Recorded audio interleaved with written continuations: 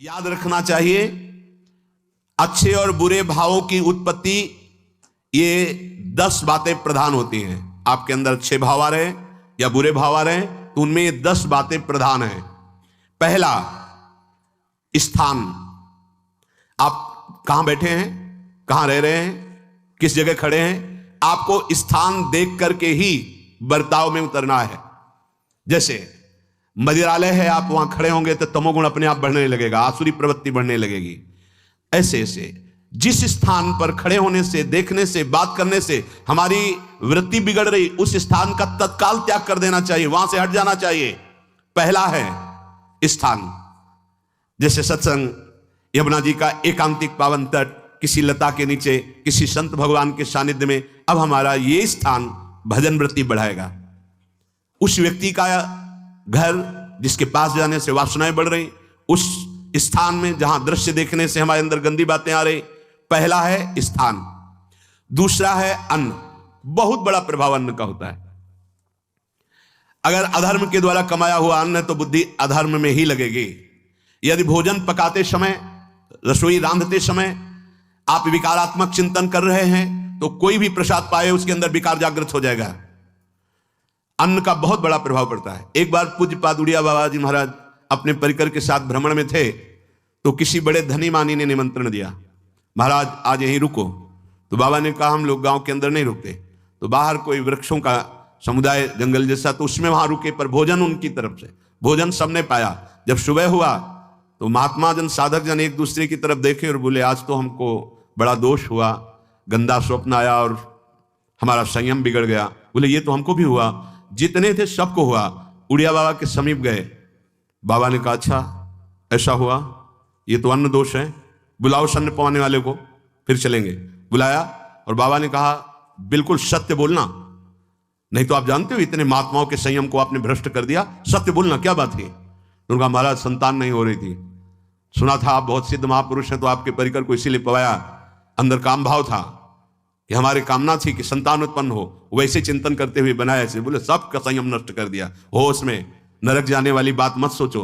अरे संतों को पवाओ जैसे अपने पुत्र को पवाते हैं, ऐसी भावना करनी चाहिए। आज हो भाग्य तो परिणाम खुद मंगल में निकलेगा। काम भाव से युक्त होकर क्यों बनाया, सब संतों के अंदर विकार पैदा कर दिया। अन्न का प्रभाव पड़ता है, हम जैसा अन्न पाते हैं वैसा। कई बार सुनाया है, सिद्ध महापुरुष पूज्य प्रातः स्मरण श्री बलराम दास जी महाराज झाड़ू मंडल के, यमुना के पावन तट पर ही है, रास मंडल के पास ही, वो अपने एक लता के नीचे बैठे हुए भगवत चिंतन कर रहे थे। अचानक यमुना जिस नजदीक है तो कोई माई स्नान किए हुए निकली तो नेत्रों ने देखा और विकार उत्पन्न हो गया। वयोवृद्ध सिद्ध महापुरुष, उन्होंने कहा अब तो इस शरीर को नष्ट कर दूंगा। शिष्यों ने कहा महाराज ऐसा क्यों। बोले किसी माता के शरीर को देखकर हमारे अंदर विकार क्यों आ गया, ऐसा नहीं, आज तक कभी नहीं हुआ, ऐसा क्यों हुआ। उनका महाराज आपस में सब शिष्यों ने कि कुछ ना कुछ तो खान पान में गड़बड़ी हो गई तभी ऐसा हुआ। बाबा आज परिक्रमा करते हैं वृंदावन की, बाद में आप जो आदेश करेंगे जैसा करेंगे, पहले परिक्रमा। वृंदावन की परिक्रमा का बहुत बड़ा प्रभाव, जब कभी मन आपका ऐसा विक्षिप्त हो, परेशान हो, तत्काल परिक्रमा प्रारंभ कर देना, नाम जप करते हुए। आप देखना परिक्रमा पूरी होते होते शांति हो जाएगी।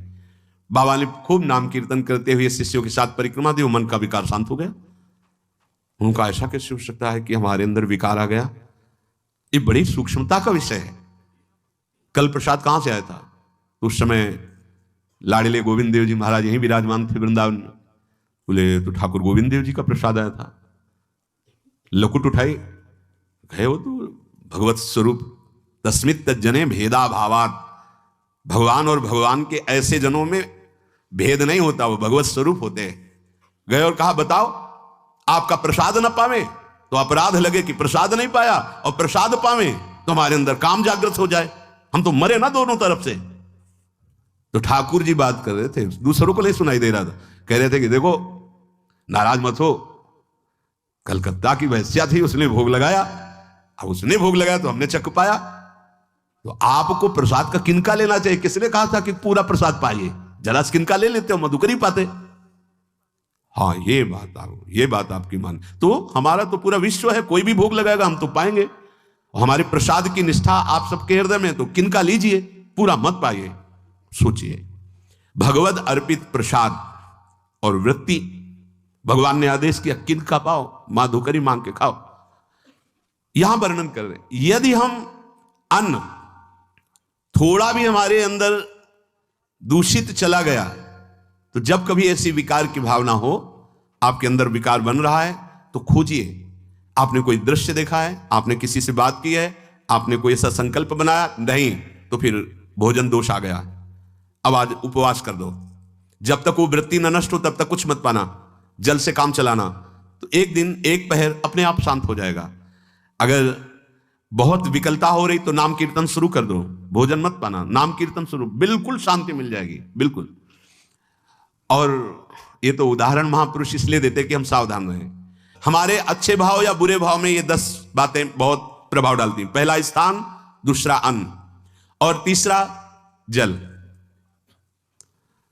पानी भी बहुत संभाल के नहीं, आजकल तो देखो प्रायः ऐसे दांत से प्लास्टिक नोचेंगे, ऐसे पानी पिएंगे, कब भरी गई, कहां भरी गई, कैसा पानी, बड़ा देखो कैसा हमारे भजन साधन के लिए विक्षेप पैदा होता चला जा रहा है। पहले सुंदर सरोवरों का जल, मतलब 15 वर्ष तो गंगा जल ही केवल पिया है, जो आकाशवृत्ति से मिला नहीं, गंगा जल ही पिया है।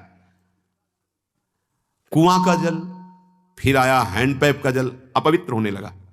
हैंडपैप में जो वाशर, अगर वो कहीं चमड़े का पड़ा हुआ है तो अपवित्र जल हो गया। अब हैंडपैप का भी अंतर ध्यान स्वरूप हो गया, अब तो नहीं दिखाई देता। अब रह गया है मोटर से निकले और फिल्टर में जाए, वो मशीन जो फिल्टर करती पानी को, आरओ, उससे। अब वो जिनके पास है तो है, नहीं तो परिक्रमा लगाया हो, आपको पानी पीने को नहीं मिलेगा। देखो कैसा समय आ गया। भोजन, पहले कोई दगाबाजी भोजन में तो नहीं करता था। गांव में जब जिसके यहां दूध बेचा जाता था ना, उसको बहुत लघु दृष्टि से देखा है, गाय माए एक बराबर होती है, ये दूध बेचता है। 10-5 किलो मठा तो आप ऐसे मांग के ले सकते थे, अगर अड़ोस पड़ोस में वो मठा मिल जाएगा। जब कोई उत्सव होता, फ्री दूध 100-200 500 किलो पूरे गांव के सब दे देते, कोई ऐसे बेचता था। अब दूध नहीं, जब बूढ़े लोग बैठते थे कहते थे पानी बिकेगा आगे चल के। आज पानी बिक रहा है, नहीं बिक रहा, पानी बिक रहा है। हमें लगता है सबको ही पैसे से ही पानी है, वो बोतलें नीली नीली नहीं, इतनी बड़ी बड़ी बिकती, उन्हीं से पानी पिया जा रहा है। आगे और समय जल का प्रभाव पड़ता है। जैसे हम गंगा जल पीते थे, सही कहते हैं, कई दिन जब भोजन नहीं मिलता तो पूरी पौष्टिकता गंगा जल से मिलती थी। गंगा माता के जल से ऐसा लगता था मानो हम परम पावन अमृत पान कर रहे हैं, सारी पौष्टिकता मिलती थी। कुएं का जल अपने आप में पौष्टिकता से युक्त होता है, जो हमें चाहिए। आज देखो जल की समस्या हो गई, पवित्र जल पीने के लिए हम तरस रहे हैं। कहां जल और कैसे मिलेगा जल? या तो आप पैसे वाले हो तो आप खरीद करके पीजिए, नहीं तो अब वो जल नहीं रह गया कि कुएं से निकाला पी लिया या सरोवर से पी लिया, या कैसा दुर्भाग्य है। जल का बहुत बड़ा योग है साधना में। जैसे स्थान का तो परम पावन वृंदावन धाम, अन्न का तो अब हम भगवत प्रसाद पाते हैं, तो जल का बहुत बड़ा योग है। आज दूषित होता चला जा रहा है, क्योंकि अब हाथ की बात नहीं रह गई है कि आप सुंदर कुआं से जल लें या सरोवर से जल लें या आप नदी से जल लें। हाँ, स्वामी जी के लिए लिखा हुआ है कि रोज यमुना स्नान और रोज यमुना जल ही पान। हमारे वृंदावन के समस्त भगवत स्वरूपों का स्नान यमुना जल से ही होता था, हो रहा है और होता ही रहेगा। बिहारी जी के लिए आज भी कलश में भरकर यमुना जल ही जाता है। तो वो कपड़ा से ढक के जब हम 2 बजे परिक्रमा देते थे तो एक महाभागवत है, वो किसी को छूते नहीं, दूर से कहते छूना मत, बिहारी जी के लिए जल जा रहा है स्नान के लिए बिहारी जी का। फिर चौथा है आपका परिकर, जहां पर रह रहे हैं वो समुदाय, चाहे परिवार हो या आप समुदाय, वो कैसा है, रजोगुणी है, तमोगुणी है, सतोगुणी है या त्रिगुणातीत भागवती का है, उसका प्रभाव पड़ेगा। 5वां है आपका पड़ोस, आसपास वाले घर, जैसा है वैसा प्रभाव पड़ेगा आपके ऊपर। पड़ोस निंदनीय है तो बंधन से युक्त होना पड़ेगा। लंका के पड़ोस में रहने के कारण अगाध महिमा वाले समुद्र को बांध दिया गया, रघुनाथ जी ने पुल बांधा और दंड देने के लिए तैयार हो गए थे सरकार, अग्निबाण संधान कर लिया था, पड़ोस के कारण ही तो ना, पड़ोसी रावण था। इसीलिए आस पड़ोस का बड़ा प्रभाव पड़ता है। फिर अगला है दृश्य। इस पे बहुत सावधानी की जरूरत है। ये मोबाइल भगवान चल गए हैं, बहुत विस्तार से चल गए हैं। अब कोई छोटा मोबाइल रखना नहीं चाहता, सब वो स्क्रीन वाला रखना चाहते, टच मोबाइल। दृश्य से बचो। बच्चों, जवानों, बूढ़ों, सबकी वृत्ति जो माया आकर्षित करती, जो दृश्य हम देखने के लिए अंदर से उल्लसित है, वो मोबाइल में सब है, चाहे भागवतिक और चाहे सांसारिक। तो भाई देख लो, गुण दोष में संसार है। अगर आप दोष ग्रहण करना चाहते हो तो दोष ले लो, गुण तो गुण। बहुत बहुत खतरनाक विषय है और बहुत लाभदायक विषय है। किसी संत की वाणी एक बार समझ में नहीं आई, अगर हम 10 बार सुने तो समझ में आ जाएगी। ये लाभदायक है। कभी कोई किसी से बात करनी, पहले जा तो पोस्ट कार्ड चलते थे, एक कार्ड, वो 15 पैसे का इतना बड़ा वाला आता था, 25 पैसे का बंद वाला लिफाफे में आता था, नीले नीले कागज का 15 पैसे वाला कार्ड। उसमें चिट्ठी जाती थी महीनों में। कभी यहां 1 मिनट में अमेरिका से बात कर लो, कितनी बढ़िया बात हो गई। उसका दुरुपयोग ना करो। अब हमारी इतनी चंचल वृत्ति है कि दुरुपयोग करने के लिए उत्साह बढ़ जाता है। बोले अब सब काम हो गया है, अब एकांत सेवन कर रहे हैं, अंदर से सिटकिनी बंद और मोबाइल भगवान का संग शुरू। 2-4 मिनट सत्संग और अच्छे दृश्य देखे, फिर बगले में वहां सब होता है कि आप बस उसको ऑन कीजिए, फिर जो मनोरंजन शुरू होता है, फिर उपासक मिटिया मेट हो जाता है। ये बहुत सावधानी की बात कह रहे हैं। वैसे हमें लगता है यदि आपको इस बड़े कार्य वाले ना हो तो छोटा मोबाइल रखे तो अच्छा रहता है। तो इसलिए ये एक ऐसा कलयुग भगवान ने रचा है कि बचा पाना बड़ा मुश्किल है। इससे वृत्ति को बचाओ, जो बचा ले गया वो आगे साधना कर सकता है। बहुत सावधान बच्चों। हमें लगता है यदि आपका मन चंचल हो, आपके शासन में ना हो, तो स्क्रीन वाला मोबाइल वो अपने माता पिता को दे देना चाहिए। और हम कहते रखो, छोटा वाला रखो। कभी कोई आपत्ति विपत्ति या सूचना देनी हो, बढ़िया काम करता है। जरूरी नहीं है इतना बड़ा लेके चलना। हाँ, अगर आपको बहुत राजकीय विभाग के कार्य हैं तो बात अलग है कि कौन सी सामान कहाँ कैसे, तो वहां से वीडियो भेज रहा है, वो चेक कर रहा है, यस हाँ ठीक है अब चलाओ। अपने को क्या काम है? सत्संग अगर सुनना है तो सत्संग सुनने के अलग यंत्र आते हैं, चला दो उसमें। वो इतनी बड़ी लगती है, उसमें चिप, पेन ड्राइव ऐसे लगा दो और सत्संग सुनो। जरूरी वो दृश्य वाला रखो। यहां कह रहे दृश्य, अगर गलत दृश्य देखा तो बावरे बन जाओगे और अच्छा दृश्य देखा तो भगवान के मार्ग के पथिक बनोगे। तो देखो, अच्छे दृश्य में भी दोष दर्शन की वृत्ति की गुंजाइश है। जैसे कोई लीला हो रही है, लीला के पात्र, जैसे हमारे ब्रजमंडल में रास लीला होती थी, ऐसे 12 वर्ष 13 वर्ष के लीला पात्र, सब नव किशोर, जहां भाव ही बने रोते रहो। अब वहां बड़े बड़े लीला पात्र हैं। अगर हमारी भावना शासन में नहीं है तो वहां हम अंग प्रत्यंग के दर्शन से हमारी हाव भाव वहां जो हो रहा है उससे हमारी वृत्तियां बिगड़ जाएं। जब छोटे छोटे लाडली लाल परस्पर खेलते हैं तो केवल आशीर्वाद देने को, रोने का मन होता है। अगर आप लीला भी देख रहे हैं तो बहुत सावधानी की जरूरत है, क्योंकि वो चिदानंद शरीर नहीं है, पांच भौतिक शरीर। हमारी दृष्टि पंचभूत में लगी हुई है। नाम जप करो, लीला गायन करो, फिर देखो जो लीला, अरे यही जीवन का परम सुख मिलेगा। सच्ची मान लीजिए। बस हम बार बार ये कहते हैं, मोबाइल का सदुपयोग कीजिए, दुरुपयोग नहीं। मोबाइल बुरा नहीं, उसका प्रयोग बुरा है। दृश्य और साहित्य, वैसे ही मनोवृत्तियां फिसलने वाली हैं, और जब ये आ गया कि फिसलाने में कितना लाभ है तो हानि। ऐसा कोई साहित्य और आलोचना, ऐसी कोई वार्ता ना करे जिससे हमारे अंदर गंदे भाव में। यदि अच्छी चर्चा करते तो अच्छे भाव आते। देखो अभी ऐसी कोई भावुक चर्चा होने लगे तो सबका हृदय द्रवित हो जाएगा, और गंदी चर्चा हो तो हमारा हृदय विकार युक्त हो जाएगा। और कार्य, आप जो कार्य करते हैं उसका प्रभाव आपके मन के ऊपर पड़ता है।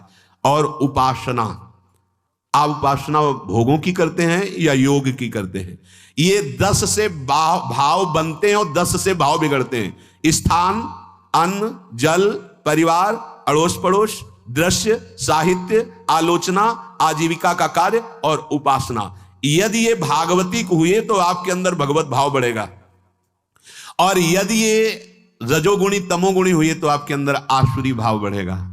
इन 10 से सावधानी पूर्वक व्यवहार होना चाहिए। जैसे आस पड़ोस में है तो बड़ी सुविधा है, यहां कोई किसी से मतलब नहीं रखता। बगल वाला कौन है ना, किसी से मतलब, ये बढ़िया है। ज्यादातर गांव में होता है। अपने यहां ये अच्छा है कि जैसे आप अपने कमरे में गए, किसी से कोई मतलब नहीं है, वैसे ऐसा ही जीवन रखना चाहिए। और उस पर ये ज्यादा जो व्यवहार मित्रता बढ़ाने वाला विषय, ये धाम में नहीं है। वृंदावन में ऐसा नहीं व्यवहार रखना चाहिए। आपके पड़ोस में कौन रख रहा है आपका परिचय नहीं होना चाहिए, कौन कौन रह रहा है आपकी जानकारी नहीं होनी चाहिए। नजर नीची की, अपने कुटिया में गए, अपने ठाकुर जी से मतलब, अपने भजन से मतलब। ना पड़ोसी को कुछ देना चाहिए ना लेना चाहिए, बात समझ लेना। कि जैसे आज उत्सव है, उनको हम बुलाते हैं, वो हमारे यहाँ, ये व्यवहार यहाँ नहीं है। बनवासी हो, ठाकुर का भोग लगाया, और अगर आपको बांटना है तो बाहर निकलो, आधा किलोमीटर दूर ऐसी जगह बांटो जो तुम्हें राधे श्याम दोबारा ना बोले। फिर वो तुम्हें बुलाएगा, फिर वो बैठेगा, फिर प्रपंच की बातें होंगी, निंदा स्तुति की होंगी, फिर बड़ी संगोष्ठी होती है, पता चलता है। क्या फायदा ऐसे जीवन से?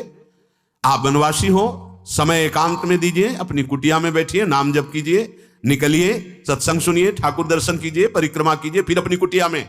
ज्यादा व्यवहार में नहीं उतरना चाहिए, यह वनवास है, वृंदावनवास। सत्संग का सेवन, रजोगुण तमोगुण का त्याग, तो दुष्संग से आप बच जाएंगे। दुष्संग से बचने का मतलब है काम क्रोध मोह स्मृति भ्रंश बुद्धिनाश सर्वनाश कारणत्वात्, देवर्षि नारद जी कहते हैं। अगर दुष्संग का त्याग हो गया तो आप काम का, क्रोध का, मोह का, जो हमारी भगवत स्मृति का नाश कर देते हैं, जो हमारी बुद्धि का नाश कर देते हैं, जो हमारे सर्वनाश करने वाले हैं, इनका त्याग कर पाएंगे। कुसंग अगर हो गया तो इनका त्याग नहीं हो सकता, बहुत कठिन हो जाता है। भगवत संबंधी तत्वबोध होना या भगवत रहस्य लीला में प्रवेश पाना, जो अपनी इंद्रियों को भोगों में तृप्ति कराने की कोशिश कर रहे हैं, उनका चिंतन भोगों का ही होगा। तो कैसे तत्वबोध होगा, कैसे लीला में प्रवेश होगा, बस ध्यान देना है, कैसे हो पाएगा? क्योंकि जिस चित्त वृत्ति से भगवदाकार हमें वृत्ति करनी थी, वो तो हमने भोगों के चिंतन में लगा दी, भोग क्रियाओं में लगा दी। एक स्थिति होती है जब आपकी चित्त वृत्ति भगवदाकार हो गई है, तो व्यवहार में रहते हुए भी विषयान ग्रहणंत मुंचंत वा, खान पान, उठना बैठना है, सब बाहरी क्रियाएं हो रही हैं, अंतर से वो अपने आराध्य देव में सदैव स्थित रहता है। उसका परिचय आपको जब ऐसे महापुरुष का सानिध्य मिलेगा तो आप विषय सेवन करते हुए भी निर्विषय रहेंगे। आपके अंदर विषयों की प्रियता नहीं रह जाएगी, आपके अंदर एक प्रबल वैराग्य, ऐसी धारणा बन जाएगी, कुछ नहीं, कोई भी तुम्हें प्रभावित नहीं कर सकता। यद्यपि खान पान हर्ष आदि की सब व्यवहारिक वृत्तियां हैं, पर उस महापुरुष का प्रभाव ऐसा होगा कि आपका हृदय निर्विकार हो जाएगा। और बहुत ही त्याग की सब बातें की जा रही, लेकिन हृदय भी सही है तो संग से विषय रंग बढ़ जाएगा। ये देखा गया है। हृदय अगर निष्प्रिय है, जिसका हम संग कर रहे हैं, तो उसका परिणाम निष्प्रिय निकलेगा। व्यवहार में कुछ भी हो, निष्प्रियता ही आपकी बढ़ेगी, निर्विकारता बढ़ेगी, क्योंकि उसकी स्थिति का संग हो रहा है, उसका प्रभाव पड़ रहा है। तो सर्वनाश की जड़ है विषय चिंतन। यह बहुत बड़ी बात है, विषय चिंतन सर्वनाश की जड़ है। यहां विषय भोग नहीं कहा, क्योंकि चिंतन का परिणाम भोग है। पहले चिंतन होता है, साधक ध्यायतो विषयान पुंसः संगस्तेषु उपजायते संगात् संजायते कामः कामात् क्रोधो विजायते क्रोधात् भवति सम्मोहः सम्मोहात् स्मृति विभ्रमः स्मृतिभ्रंशात् बुद्धिनाशो बुद्धिनाशात् प्रणश्यति सर्वनाश। कैसे हुआ? ध्यायतो विषयान पुंसः, विषयों का चिंतन। इसीलिए अनन्यस् चिन्तयन्तु माम भगवान आदेश करते हैं। विषय चिंतन न होने पाए, बिना चिंतन किए आपको कोई भी सुख नहीं मिल सकता। आप देख लीजिए, जगत के किसी भी भोग का सुख नहीं मिल सकता। चिंतन से ही आपको सुख की अनुभूति हो रही है। अगर आप चिंतन ना करें तो आपको कोई सुख नहीं मिलता। आप चिंतन उसका घसीट लिया गया, अगर सुख होता तो भोग में मिल जाता, नहीं मिला। क्यों? कि बोले चिंतन नहीं। किसी को किसी गाढ़ विषय के चिंतन में फंसा दे, फिर उसके सामने भोजन रख के खीर में नमक डाल दे, सब्जी में चीनी डाल दे, और गाढ़ विषय में फंसा दे। तुम्हारा लड़का जो अकेला था वो ऐसा ऐसा दुर्घटना हो गई, वो अस्पताल में, अब जल्दी से भोजन पाओ और निर्णय बताओ। वो बिल्कुल नहीं बता पाएगा कि खीर में नमक था, सब्जी में चीनी थी। उसका चिंतन वहां फंस गया। अगर ऐसे चिंतन हमारा प्रियाजू में फंस जाए तो संसार के सब क्रियाएं होते हुए भी वो परमहंस है, वो विदेह है। चिंतन, हम लोग चिंतन में चूक कर देते हैं तो फिर क्रियाओं में हमको बंधना पड़ता है। नहीं, सच्ची माने कोई भी क्रिया उसे बांध नहीं सकती। तो क्या जिनका भगवत चिंतन होता है वो असत क्रियाएं भी करते हैं क्या? तो बोले जब चिंतन ही नहीं तो असत क्रियाएं कैसे हो सकती है? पहले क्रिया के असत चिंतन होता है। आप देखना, कोई भी कार्य पहले चिंतन होता है। इसीलिए यहां कह रहे हैं ध्यायतो विषयान पुंसा संगस्तेषु उपजायते। पहले, सबसे पहले विषय का चिंतन होता है। अगर विषय का चिंतन ना होने पावे तो आपको कोई फंसा ही नहीं सकता भोग, कोई भी भोग नहीं फंसा सकता। जहां विषयों का चिंतन हुआ तो संग की प्राप्ति, विषय भोग की प्रबल इच्छा, प्रबल आसक्ति, और वो जो चिंतन हुआ था वही आपको सुख दे रहा है। वही, वहां सुख नहीं है, आपके चिंतन का वहां सुख। जैसा चिंतन, अगर आपका चिंतन विक्षिप्त कर दिया जाए, एकाग्र ना होने पाओ तो किसी में आपको सुख नहीं मिलेगा, पक्का।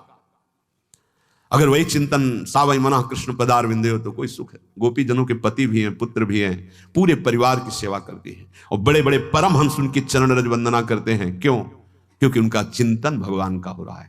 एक भी वृत्ति शरीर चिंतन में नहीं, बलिहारी है। मुरारी पादार्पित चित्त वृत्ति। विषयों के चिंतन से विषयों में आसक्ति पैदा होती है।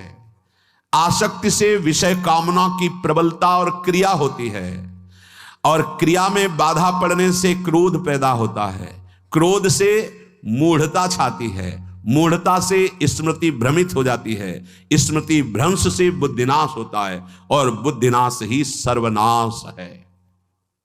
इसलिए चित्त का निरंतर अधिक समय तक सावधानी पूर्वक भगवान नाम में, भगवत लीला में, आप सब भगवत कृपा पात्र जन है, चिंतन न बिगड़ने पावे। होता क्या है कि क्रिया से तो हम सावधान है, समाज है, क्रिया से तो हम सावधान, क्योंकि समाज भी है, व्यवहार भी है सामने, लेकिन चिंतन तो कोई नहीं जान रहा ना, अंदर ही अंदर हम क्या चिंतन कर रहे हैं। तो साधक चूक कर बैठता है। देखो, बाहर चूक होगी तो उसका प्रायश्चित हो ही जाएगा, चार लोग निंदा करेंगे, पिटोगे, अपमानित होगे, प्रायश्चित। लेकिन अंदर जो हमारा गलत चिंतन हो रहा है, पूरा का पूरा अंदर हृदय मलिन कर देगा। हमें उस बात का प्रायश्चित भी नहीं होगा, हमें जलन भी नहीं होगी कि हम गलत चिंतन कर रहे हैं, क्योंकि सावधान नहीं है। खास बात साधना में चिंतन संभालने की है।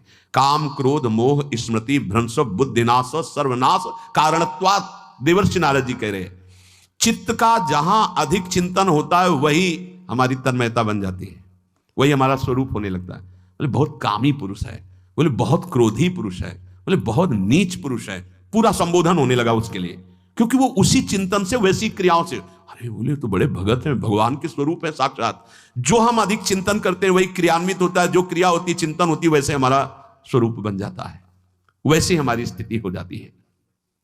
सांसारिक विषयों और विषयी पुरुषों का शरीर संग, वाणी संग, मन के द्वारा संग, ये आपके अंदर विषय चिंतन बढ़ा देगा, विषय क्रियाओं में लगा देगा। इसलिए बहुत सावधान। विषय में कोई ताकत नहीं है, विषयासक्ति दुर्गति कर देती है। एक बार देवर्षि नारद जी जनक जी से कहा कि आप विदेह राज कैसे हैं, पत्नी भी है, परिवार भी है, सब वैभव भी है, वो आप एक राजा होते हुए विदेह राज। उनका आज विश्राम कीजिए, कल सुबह चर्चा करेंगे। तो रात्रि में अपने शयन गृह में देवर्षि नारद जी को शयन कराया और अपनी अर्धांगिनी से कहा कि आप जाकर शयन कीजिए देवर्षि नारद जी के साथ, जो आज्ञा। अब वहां देवर्षि नारद जी के समीप जब नारद जी ने देखा कोई स्त्री, तो शकिल गए और शकिल गए। अब वो आज्ञा जैसी हुई थी, जब दीवाल मिली तो दीवाल की तरफ मुंह करके लेटे रहे। अर्धरात्रि में उठी और चले गए। देवर्षि नारद जी सुबह गए और कहा कि ये क्या मजाक था आपका, यदि आपको ऐसा ही व्यवहार करना था तो आप हमसे कह देते तो हम बाहर जाकर शयन करते, आपने ऐसा क्यों किया, क्या हुआ महाराज?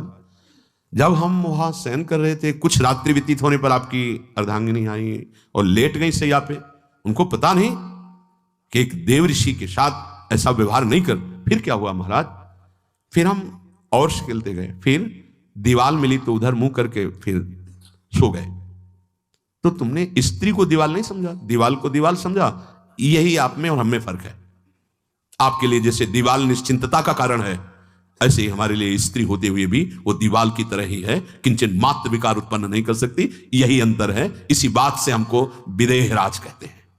ये स्थिति अब कह दे स्त्री शरीर और दीवाल में क्या ज्ञान की विशेषता? वो जड़ है और चैतन्य नहीं। ये शरीर भी जड़ है, चैतन्य आत्म तत्व है। पंचभूतों से दीवाल बनी है। अग्नि तत्व से ईंट पकाई गई है। पृथ्वी तत्व तो है ही, पृथ्वी तत्व में जल मिलाकर उसको आकार दिया गया है। वायु तत्व ने उसे सुखाया, अग्नि तत्व ने पकाया है, और शब्द आकाश तत्व है। 5 भूतों से वो बना, 5 भूतों से बना है। सच्चा ज्ञान ये कि इसमें और दीवाल में कोई अंतर नहीं। चैतन्य घन आत्म तत्व के कारण ये चलता फिरता नजर आता है, और वो खड़ा स्थायी जड़ दिखाई दे रहा है। इसमें भी भगवान है, उसमें भी भगवान है। इसमें भी पंचभूत है, उसमें भी पंचभूत है। नरसिंह भगवान खंबे से प्रकट हुए थे, बस केवल अज्ञान के कारण जड़ चैतन्य का भेद है। तो आप समझ में आया। ये जो हमारे अंदर भोगों की आसक्ति है, यही कामना प्रकट करते, यही पाप प्रकट करते, यही हृदय को मलिन कर दे। इसलिए हम अपने चिंतन को संभालें।